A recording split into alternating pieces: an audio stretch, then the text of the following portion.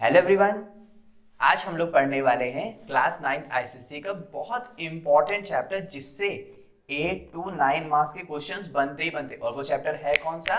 Atomic structure. कौन सा है? Atomic structure and chemical bonding. तो आज मैं आप लोग के लिए लेके आया हूँ एटॉमिक स्ट्रक्चर केमिकल बॉन्डिंग के इंपॉर्टेंट क्वेश्चंस। देखो, इसको हमें लगाना बहुत जरूरी है क्योंकि अगर मान लेते हैं हमारा पेपर होता है 80 मार्क्स का और इसमें से मान लेते हैं मेरे पास 10 मार्क्स के क्वेश्चन इसमें से आ गए, इसका मतलब मुझे 10 मार्क्स पहले से ही पेपर का पता था, मुझे सिर्फ कवर करना पड़ेगा 70 मार्क्स का। क्लियर? तो और जल्दी से स्टार्ट करते हैं बिल्कुल बिना टाइम वेस्ट किए हुए। अब इसमें कह रहा है name the scientist who discovered electron using cathode rays experiment. आपको सिंपली याद कर लेना है वो कौन थे? J Thomson. वो कौन थे? J Thomson. देखो, हम लोग के पेपर में कैसा आता है, नेम द फॉलोइंग आता है या मैच द कॉलम आता है, फिर इन द ब्लैंक्स आता है और लॉन्ग आंसर क्वेश्चन आते हैं। लेकिन हम लोग लॉन्ग आंसर क्वेश्चन तो रट लेते हैं लेकिन एक एक वर्ड फंस जाता है, अच्छा इससे क्या कह रहे, इससे क्या रहे, तो हम लोग को वो भी समझना चाहिए। क्लियर? तो वीडियो पे पूरा फोकस रखें, इधर उधर मत देखें। अच्छा, कैथोड रेज एक्सपेरिमेंट किसने किया था? जे थॉमसन ने। जैसे आप लोग को आपकी स्क्रीन पे डायग्राम दिख रहा होगा कैथोड रेज एक्सपेरिमेंट का, हाँ यही वाला डायग्राम। क्लियर? और जल्दी से दूसरा क्वेश्चन देख लेते हैं। What is the name of model that represents an atom as positively charged nucleus surrounded by electrons in specific energy levels? देखो, आप लोग को खाली इतना ध्यान रखना है, स्पेसिफिक एनर्जी लेवल्स ये हमको दिया था सिर्फ एक मॉडल ने और वो साइंटिस्ट के नेम पे था। वो साइंटिस्ट का नाम क्या था? Bohr's model. क्या था? Bohr's model. तो आपको इतना ध्यान रखना है, स्पेसिफिक एनर्जी लेवल्स के ऊपर किसने दिया था? बोर्स मॉडल ने दिया था। ये भी डायग्राम आपको आपकी स्क्रीन पे दिख रहा होगा, इसी को बोलते हैं बच्चों बोर्स मॉडल डायग्राम। क्लियर? अगर आप चाहें तो इसको नोट भी कर सकते हैं या फिर इसको ड्रॉ भी कर सकते हैं, तो इजिली भी ड्रॉ हो जाएगा। नेक्स्ट क्वेश्चन देखते हैं। Identify the type of bond form when electron are transferred from one atom to another. अब एक एटम से दूसरे एटम में क्या हो रहा है? ट्रांसफर हो रहा है। मान लेते हैं मेरे पास एक बैंक अकाउंट है और आपके पास एक बैंक अकाउंट है। आपने क्या किया? 1 करोड़ रुपए मेरे बैंक अकाउंट में ट्रांसफर किया। अच्छा, नहीं किया कोई बात नहीं, है ना। मान लेते हैं मैंने आपके अकाउंट में किया, तो मैंने क्या किया? ट्रांसफर किया, यानी मैंने क्या किया? वो 1 CR लूज किया। ठीक है, 1 CR लूज किया और आपने 1 CR को गेन किया, तो आपकी तो लॉटरी लग गई है 1 CR मिल गया, वापस दे देना, रखे मत लेना। तो मैंने लूज किया, आपने गेन किया। तो लूज करने वाले को बच्चों क्या बोलते हैं? मेटल, और गेन करने वाले को बच्चों क्या बोलते हैं? Non metal. तो जो इलेक्ट्रॉन ट्रांसफर होता है उनके बीच में कौन सा बॉन्ड बनता है? Ionic bond. अब याद रहेगा ना? हाँ। अब आगे, name the particle in the nucleus of an atom that carries a positive charge, that carries a positive charge। इसका मतलब कह रहा है मेरे पास, जैसे ये मेरे पास एक प्लस चार्ज है, ये न्यूक्लियस है, इसके अंदर कौन रहता है? इसके अंदर रहता है बच्चों प्रोटॉन, यानी इनसाइड अ न्यूक्लियस।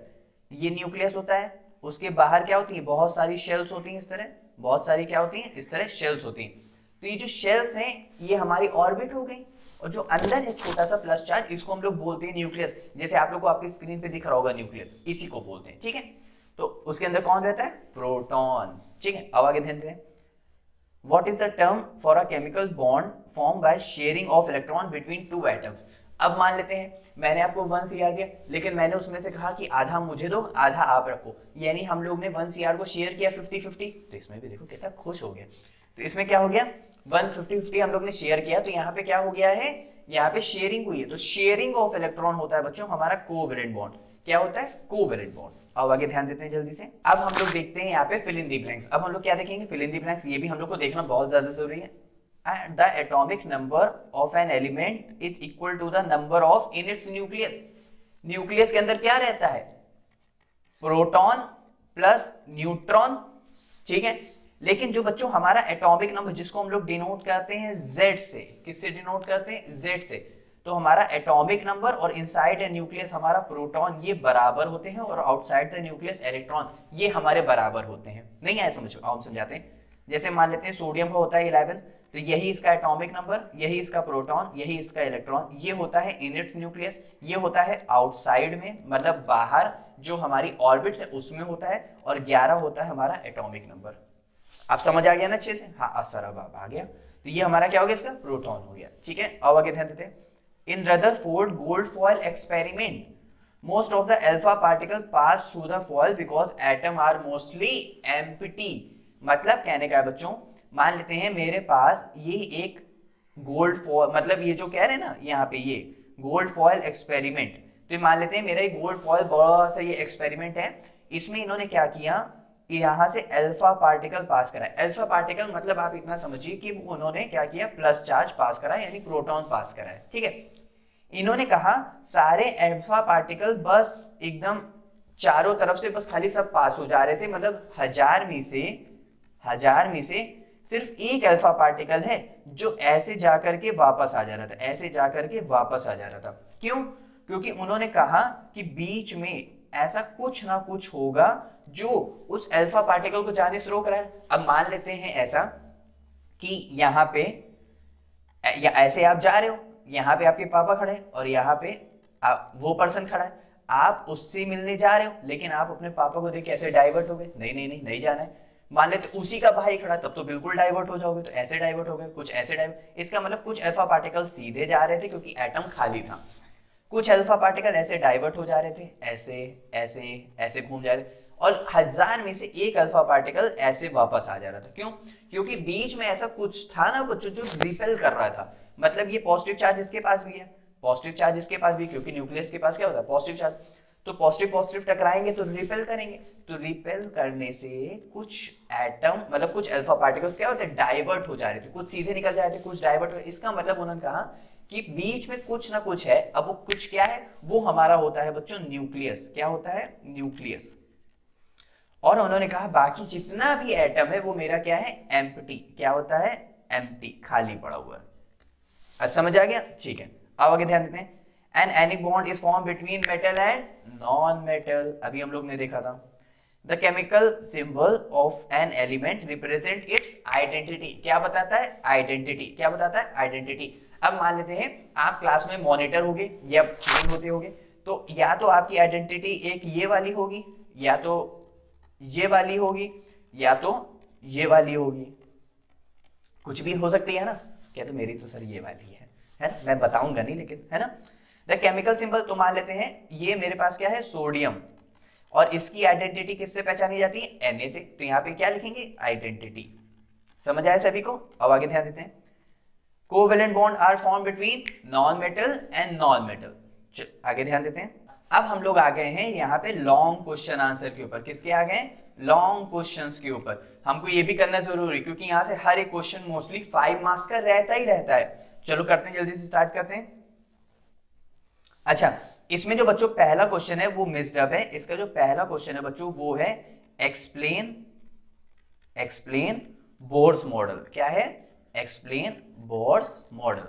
हम लोग को ये पढ़ना है पहले, उसके बाद फिर 1 2 3 4 5 क्वेश्चन है हमारे पास, ठीक है। चलो जल्दी से स्टार्ट कर लेते हैं।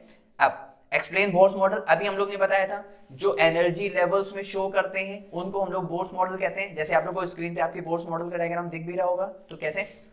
Bohr's model depicts electron orbiting the nucleus in specific energy levels or electron shells। आगे ध्यान देते हैं। Electron occupy the lowest energy level first and these fill up and they move to the higher energy level. Electron मतलब each shell has a maximum capacity of electron. इसका मतलब बच्चों बस खाली इतना सिंपल सा है कि मेरे पास ये जो इसके आउटर मोस्ट शेल में शेल्स हैं, पहले जब ये शेल भर जाएगा फिर ये शेल फिल होगा, फिर मान लेते हैं उसके बाहर कोई और शेल होगा तो फिर वो शेल फिल होना शुरू होगा। मतलब पहले लोअर एनर्जी लेवल पूरा फिल हो जाएगा, हायर एनर्जी लेवल पे मूव करता जाएगा। और नेक्स्ट क्वेश्चन पे ध्यान देते हैं। नेक्स्ट क्वेश्चन कह रहा है explain the process of ionic bonding transfer of electron. तो अभी मैंने ट्रांसफर कर दिया है, ध्यान रखना। Ionic bonding occurs when electron are transferred from a metal to non metal. Example जैसे मेरे पास NaCl और MgCl2। मैं करके दिखाऊं आपको? चलो करके दिखाते हैं। देखो Na के ऊपर होता है प्लस चार्ज, MgCl2 रुको, यहां पे मैं आपको एक एग्जांपल दिखा देता हूं। जैसे NaCl का दिखा देते हैं। कैसे? NaCl के आउटर मोस्ट शेल में होता है 1 इलेक्ट्रॉन, Cl के आउटर मोस्ट शेल में होता है बच्चों 7 इलेक्ट्रॉन्स। तो एक इलेक्ट्रॉन ये अपना ट्रांसफर कर देता है, तो सोडियम के ऊपर आता है प्लस, Cl के ऊपर आता है माइनस। तो नॉन मेटल और मेटल के बीच में जो बॉन्ड बनता है वो कौन सा बनता है? आयनिक बॉन्ड या फिर इलेक्ट्रोवैलेंट बॉन्ड। तो दोनों नाम ध्यान रखने, एक आयनिक बॉन्ड और एक इलेक्ट्रोवैलेंट बॉन्ड। अब आगे ध्यान देते हैं कैसे करना है। अब यहाँ पे हमारी किसकी बात कर रहा है? नेक्स्ट क्वेश्चन क्या कह रहा है हमारा, देख लेते हैं। कह रहा है explain the concept of isotopes, provide an example exist in the forms. देखो मैं पहले बता देता हूं आइसोटोप्स क्या होते हैं, यहाँ पे ध्यान देंगे। मान लेते हैं मेरे पास ये x एनी एलिमेंट है, क्या है, एनी एलिमेंट, ये x जो है मेरे पास एनी एलिमेंट है, नीचे होता है z एटॉमिक नंबर, ऊपर होता है एटॉमिक मास या मास नंबर, ठीक है। अच्छा, अब अगर मेरे पास एटॉमिक मास डिफरेंट हो और एटॉमिक नंबर सेम हो तो उसको मैं बोलता हूं आइसोटोप्स। नहीं आया समझ में? और मैं आप लोग को एग्जांपल से दिखाता हूं कैसे। जैसे मान लेते हैं मेरे पास यहाँ एग्जांपल है हाइड्रोजन का, हाइड्रोजन का, हाइड्रोजन का, नीचे क्या लिखते हैं, एटॉमिक नंबर, तो इसका एटॉमिक नंबर होता है 1, ऊपर क्या लिखते हैं, मास नंबर 1 2 3। तो ये देखो मास नंबर क्या है, डिफरेंट है, मास नंबर क्या हो रहा है, डिफरेंट, एटॉमिक नंबर सेम, तो इसको बोलते हैं बच्चों आइसोटोप्स। क्या बोलते हैं, आइसोटोप्स। तो isotopes are the atom of the same electron with different number of neutrons, ठीक है। एग्जांपल कार्बन और हाइड्रोजन, कार्बन की चलो कार्बन भी देख लेते हैं, C, ठीक, एटॉमिक नंबर 12 12 12, मास नंबर सबको गिनती आती है 12 13 14, यानी 12 13 14, तो ये हो गया, इसके मास नंबर डिफरेंट हो गए, यानी क्या हो गया, आइसोटोप्स। अब आगे ध्यान देते हैं, नेक्स्ट क्वेश्चन किसकी बात कर रहा है, नेक्स्ट क्वेश्चन कह रहा है explain the formative of a covalent bond, help with the example. और नेक्स्ट क्वेश्चन में कह रहा है describe the Rutherford experiment. Rutherford तो अभी मैंने आप लोग को बताया, और चलो हम लोग कोवेलेंट बॉन्ड का भी देख लेते हैं। Covalent bond form between non metals, atoms are share electron, जैसे 50-50 लैक्स वाला शेयर वाला था। In the molecule of H2, two hydrogen atoms share their electrons. Each hydrogen atom contribute one electron and both electrons are shared between two atoms. नहीं है समझ, हमें समझाता हूँ ना। जैसे मान लेते हैं हाइड्रोजन, ये रहा हाइड्रोजन, हाइड्रोजन के पास एक एक इलेक्ट्रॉन होता है, तो इसने कहा ये मेरा इलेक्ट्रॉन तुम, अरे ये रहा हाइड्रोजन, ये रहा हाइड्रोजन, ये रहा, इस तरह, तो इसने कहा मेरा इलेक्ट्रॉन तुम भी शेयर कर लो और तुम्हारा इलेक्ट्रॉन मैं भी शेयर कर लेता हूं, तो दोनों क्या हो जाएंगे, फुलफिल्ड हो जाएंगे, इस तरह।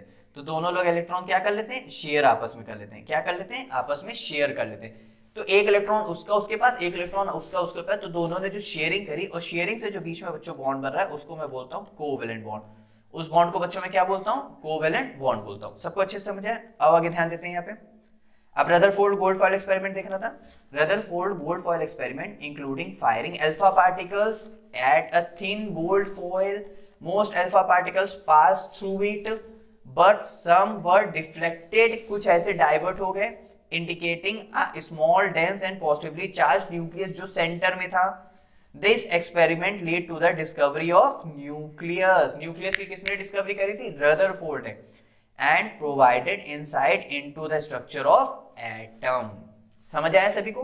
तो ये बहुत इजी वे में था कि हम लोग ने इसके सारे इंपॉर्टेंट क्वेश्चंस को देखा है। अब आप लोगों का काम इतना है, इन सभी इंपॉर्टेंट क्वेश्चंस को अच्छे से नोट करिए, सारे क्वेश्चंस को आंसर खुद से लिखने की कोशिश करिए। अगर नहीं आता है तो उसको एक बार खुद से भी ट्राई करिए, और फिर अगर फिर भी नहीं आ रहा तो वीडियो देखिए, वीडियो देखने के बाद उसको समझिए, उसकी लैंग्वेज को समझिए, कैसे मैंने डायग्राम बताया उसको समझिए, जो मैंने डायग्राम स्क्रीन पे दिखाया है उस सबको आप फटाफट उसको ड्रॉ करिए, तो आपको और भी ज्यादा क्लियरिटी आएगा। क्योंकि हमें मार्क्स सिर्फ 80 में, हमें सिर्फ 8 मार्क्स नहीं चाहिए, हमें क्या कहते हैं 80 आउट ऑफ 80 चाहिए।